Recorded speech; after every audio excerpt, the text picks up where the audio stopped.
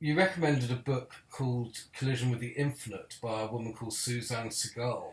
It's a good kind of way for us to examine further what this is by discussing other people's experiences. And One thing that she mentions is that she had a lot of fear for a long time, accompanying her non-dual experience. And I was wondering, if non-duality is our natural state, then why is there so much fear associated with it or experienced, around it even? everyone's can have different experiences of this and of finding this and what it's like around finding it, what comes up. So yeah, it's interesting. Your experiences have been mostly more of the kind of easy, Coming home. blissful coming home, which is lovely, and of course, which is what it's about.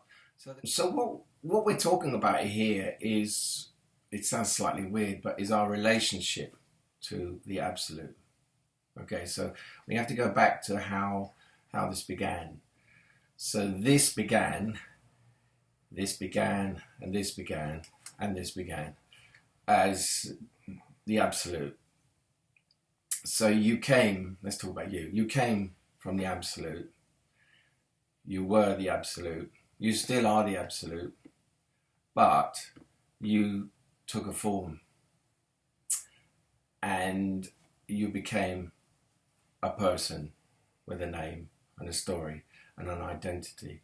But when you're really young, when you're a baby and you're still in the natural state, your relationship to the absolute is, I mean, it's kind of weird even to say you have a relationship to it, because you are. You just are. You're so aligned to the absolute, there's nothing that isn't the absolute.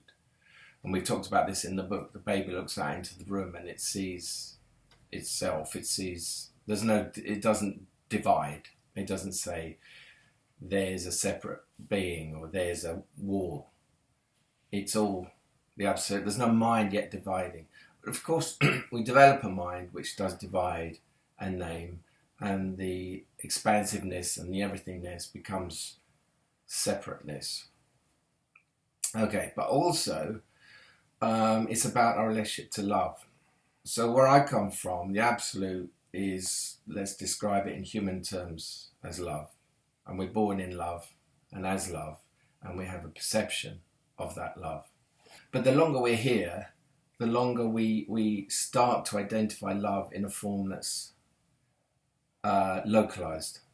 So before it was everything, and gradually it becomes localized, and it becomes less in the experience of staring at the wall and more in the experience of mummy is here, or daddy is here, or the dog is here, or whatever. There's a migration from that global perception of the absolute, of love, to it being shrinking down to, no, love is in mummy, or daddy, or whoever. So you can imagine that if the love source, the parents, let's say we're talking about a father, if that love source was awake, then his experience of love would be unconditional. Now, what happens is, around babies, because it brings up our hearts and our recognition and remembrance of that state of love, in the best scenario, a baby is surrounded by love because there is a natural urge in the parents to support, to love them and give them everything they need. That's a natural thing that's implanted in the parents. But real life happens. Perhaps the father comes home from a bad day at work. He's got a boss who hates his guts, or he's really controlling or nasty. He tries to put up with it, but this builds up in him and it makes him feel frustrated, and it makes him feel angry, and maybe it touches on his lack of self-worth from his past, and the emotional body is woken up and feelings are woken up, and perhaps he comes back in a bad mood after having a week of it.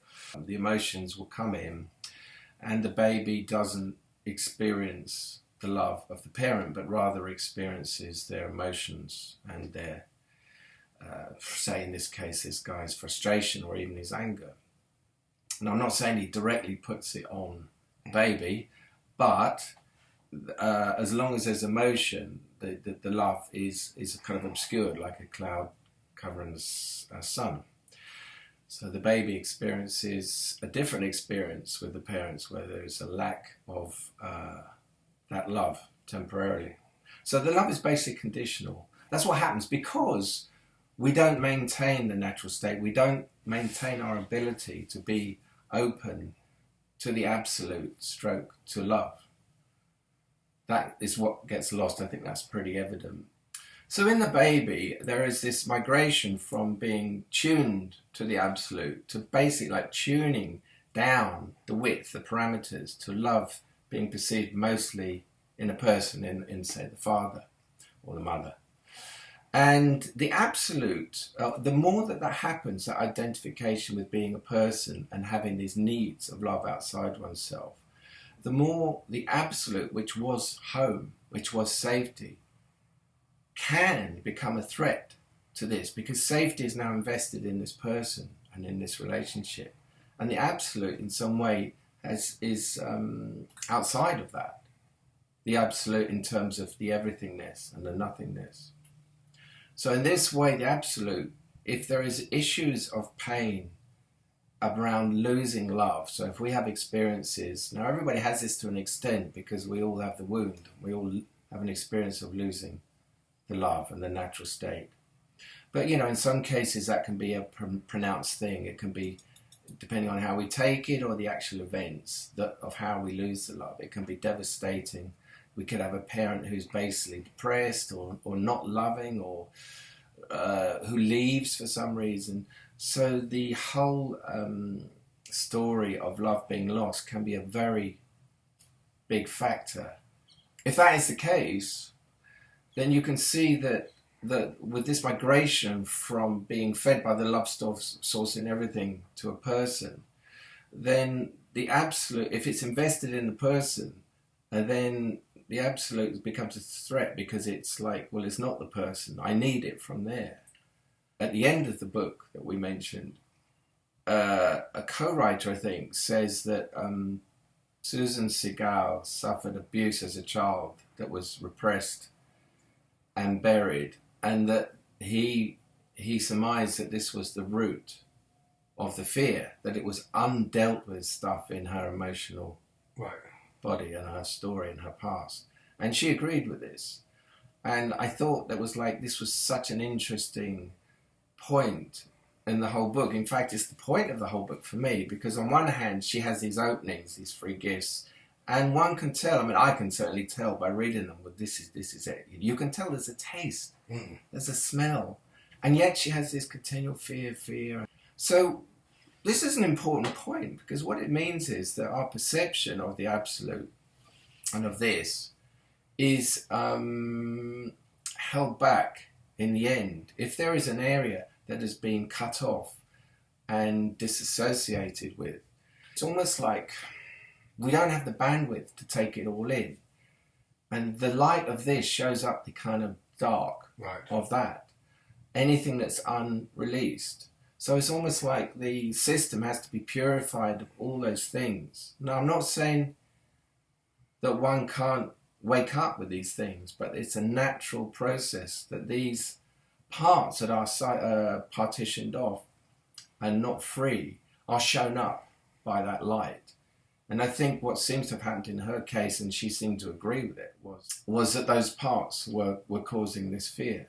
So it points very clearly to the fact that it's very important to the healing, as I call it, the adaptation, in which parts of our lives, of our story that have not been healed, that are still protected, come up, and they need to be healed in order for this to have free reign, really, to not show up fear or this or that emotion from our past.